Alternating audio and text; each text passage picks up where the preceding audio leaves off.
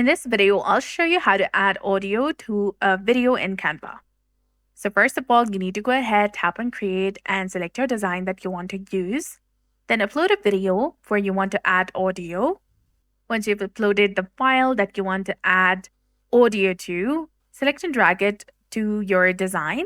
Then go to the elements in the left-hand side of the screen.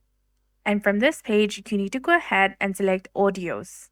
You can add any audios from the list that appears, or you can generate an AI voice, or you can also upload any audio that you want to add from your device. Select the audio that you want to use and upload it on your space.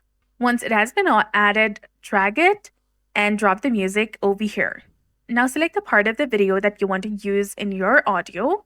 Select the audio and go to the speaker icon in the top of the menu and adjust the volume. Now to download your video, go to the top right corner and tap on share. Now tap on download button. And here from the file type, you need to go ahead and select the MP4 video. Then tap on download, which is highlighted in purple color, and you'll be done. So that's it for this video. I hope you found this helpful. If you did, please like, share, and subscribe. Thanks for watching. We'll see you again in the next one.